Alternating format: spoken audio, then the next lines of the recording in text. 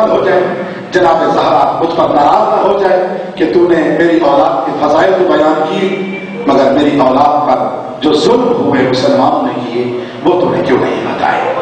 خدا جانتا ہے جو رونے کی عبادت سمجھ کر آتے ہیں، جن کے دل میں قبر حسین ہے ان کے لیے نام حسین ہی کافی ہے، بار بار مسائل کی ضرورت نہیں۔ تو میرے مولا فرماتے ہیں کہ جب ہمارا ذکر شروع ہو جائے ہر آنکھ سے آنسو آ جائیں تاکہ ہم گواہ بن جائیں کہ یہ پکے مومن اور جنتی ہیں۔ جنت واجب ہوتی ہے انسان کی جب آنکھوں سے آنسو آ جاتے ہیں۔ یہ آپ کو تاریخیں بھی یاد ہیں کیونکہ ذاکر العلماء عرصہ دراز سے آپ کو فضائل المصائب سناتے چلے آ رہے ہیں، کیونکہ شہر کی مرکزی مبارکہ ہے میاں چنوں کی، تو اس لیے میں بھی تھوڑی سی گزارش کرتا چلوں کہ میں نے اس شہید کا ذکر کرنا ہے جس کو کائنات میں وفا کا خدا کہتے ہیں۔ آپ سمجھ گئے ہوں گے، جن کے گھروں میں جناب عباس کا علم لہراتا ہے اسے پتا ہے یہ غازی عباس کا علم ہے۔ جناب عباس گئے اس وقت اپنے مولا کے پاس جب کائنات کے امام اپنی کرسی پر جلوائے فکر تھے، آنکھیں نیچے کر کے عرض کرتے ہیں مولا مجھے اجازت دیں کہ میں پانی لینے کے لیے جا رہا ہوں۔ کائنات کے امام نے روک کر جناب عباس کا ماتھا چوم کر کہا کہ عباس تو میری فوج کا جرنیل ہے۔ رونے والے فوج کے جرنیل کا نام آنا تھا۔ ہاتھ باندھ کر جناب عباس نے عرض کی مولا جس فوج کا میں جرنیل ہوں وہ تیری فوج کہاں ہے؟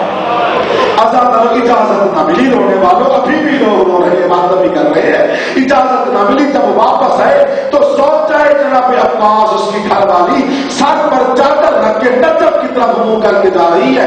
جلدی سے عباس نے پوچھا کہاں کا ارادہ ہے؟ کہا میں نجف کی طرف جا رہی ہوں۔ پوچھتے ہیں کیا تو سب سے تھک گئی ہے؟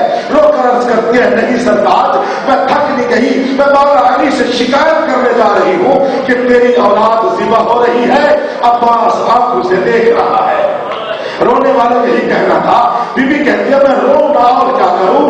جناب سکینہ باقی بیویوں کے خیموں میں 1 مرتبہ گئی ہے، میرے خیمے میں 9 مرتبہ آئی ہے، 8 مرتبہ آئی میں نے واپس کر دیا، جب 9ویں مرتبہ آئی پھر میں نے اسے واپس نہ کیا، میں نے اسے آتا دیکھ کر قرآن کی تلاوت شروع کر دی۔ بی بی کھڑی رہی، میں قرآن پڑھتی رہی، وہ کھڑی رہی۔ رونے والوں جس کی 4 سال کی بچی ہے، بی بی کھڑی رہی، میں قرآن پڑھتی رہی۔ جب وہ تھک گئی 1 قدم اٹھاتی تھی 1 قدم رکھتی تھی، پھر بھی میں قرآن پڑھتی رہی۔ جب وہ زیادہ تھک گئی اللہ کی طرف منہ کر کے کہتی ہے میرے اللہ میں اتنی غریب ہو گئی ہوں میرے ساتھ کوئی بولتا ہی نہیں۔ مرحبا مرحبا اجرکم اللہ، مولا سوائے رب شبیر کو کوئی نہ دے۔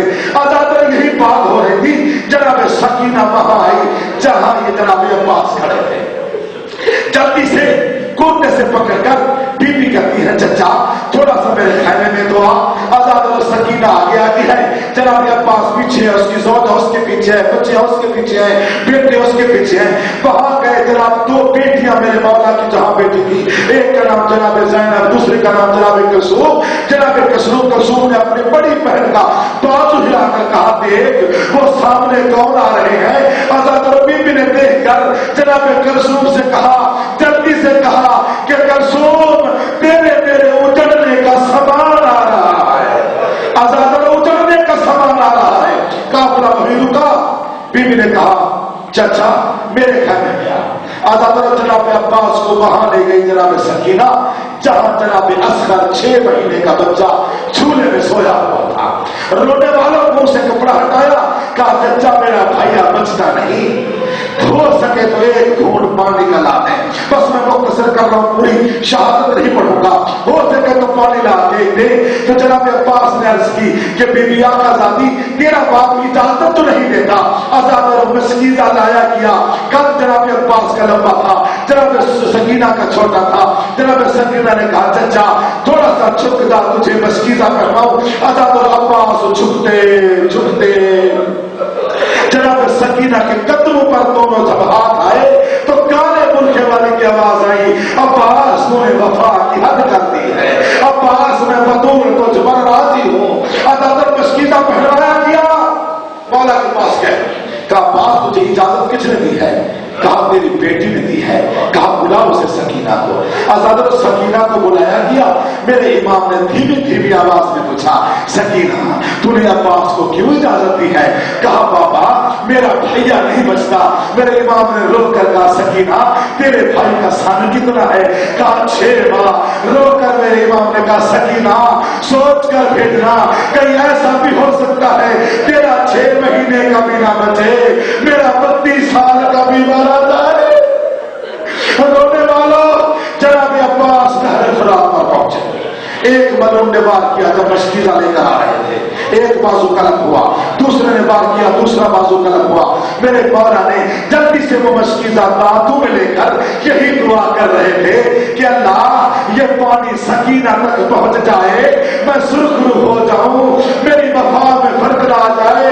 एक मलूम ने वार किया, जो मशकीजे में लगा, पानी जाय हो गया। अजादर रो कर जनाब अब्बास ने नजफ की तरफ मुंह करके कहा, बाबा अब मैं खैमू के जाने के काबिल नहीं रहा, बाबा पानी तो पहुंचा नहीं सका, मैं सकीना को क्या मुंह दिखाऊंगा? अजादर यही कहना था। एक मलूम ने वार किया, मेरे मौला का सर पर लगा, सर 2 हिस्सों में तकसीम हुआ।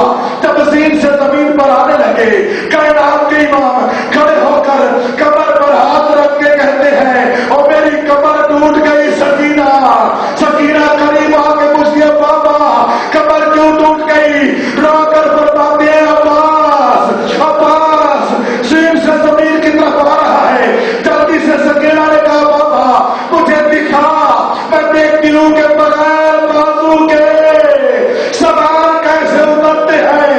अदा करो सकीना को हाथों पर उठाया, जब जच्चे को उतरते देखा, जल्दी से जमीन पर गिरी, दौड़ती हुई वहां गई जहां 6 महीने का असगर सोया हुआ था। रोने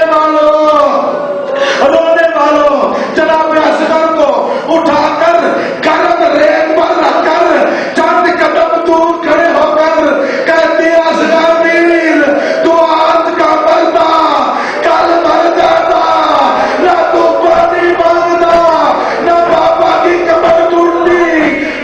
रही सकीना है रोंदी, रही सकीना है ओ गल अलमनु लाके, है उल्टियां गईया जोका बिच परदेस दे आके, है उल्टियां गईया जोका।